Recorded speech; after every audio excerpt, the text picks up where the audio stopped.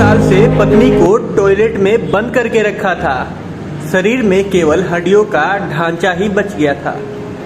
पानीपत हरियाणा के रिसपुर गांव में पति ने मानसिक रूप से परेशान बताकर अपनी 35 वर्षीय पत्नी को 1.5 साल से टॉयलेट में बंद करके रखा था। महिला संरक्षण एवं बाल विवाह निषेध अधिकारी ने टीम के साथ पहुंचकर महिला को मुक्त कराया। महिला के पूरे शरीर पर मल मूत्र पड़ा था और उसकी हालत इतनी खराब थी कि वह स्वयं उठकर चल भी नहीं सकती थी। थाना सनौली पुलिस ने पति को गिरफ्तार कर लिया।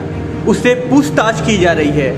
महिला संरक्षण एवं बाल विवाह निषेध अधिकारी रजनी गुप्ता ने बताया कि मंगलवार की सुबह मिली सूचना पर एक टीम का गठन किया गया और सनौली पुलिस के साथ गांव रिसपुर में नरेश के मकान में छापा मारा। घर में पति नरेश मिला, जिसने पहले आनाकानी की, लेकिन टीम पहली मंजिल पर पहुंची। टॉयलेट की चाबी मंगाकर ताला खोला। अंदर उसकी पत्नी मिली, जिसके शरीर पर मल मूत्र पड़ा था। टीम ने उसे बाहर निकालने की कोशिश की तो वह उठ भी नहीं पा रही थी। शरीर में केवल हड्डियों का ढांचा ही रह गया था। पति का दावा है कि पत्नी मानसिक रूप से परेशान है। 3 साल से उसका इलाज चल रहा था। उससे परेशान होकर कमरे में बंद कर दिया गया।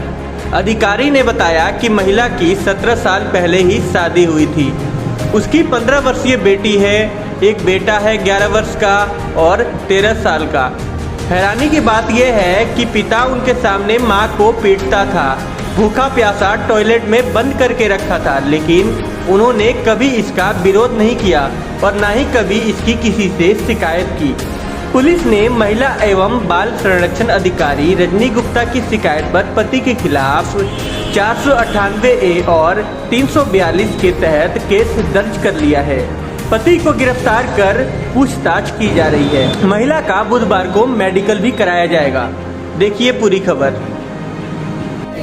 मुझे एक गुप्त सूचना मिली थी कि इस तरह से रिसपुर गांव में एक परिवार ने एक महिला को, जो कि पत्नी है किसी की, और उसको 3x3 के टॉयलेट में कैद करके रखा हुआ है। तो जैसे ही आज मैं अपने स्टाफ सहित मौके पे पहुंची हूं और जैसे हम इस घर में पहुंचे और हमने पति को बोला कि कहां पर है तेरी पत्नी, तो वो हमारे सामने, उसने टॉयलेट का दरवाज़ा खोला और सूचना सही पाई गई और जो पत्नी है वो उसको 3x3 की टॉयलेट में मिली है। और हालत उसकी ऐसी थी कि जैसे कि कई सालों से ऐसा लगता है कि खाना ही नहीं खाया हो, उसको कुछ नहीं दिया।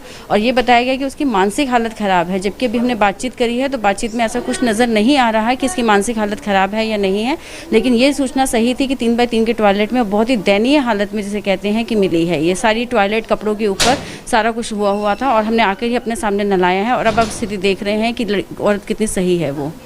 और अब इसमें SHO के मार्फत जो है, जो भी पुलिस कार्रवाई है वो करवाई जाएगी मेरे माध्यम से।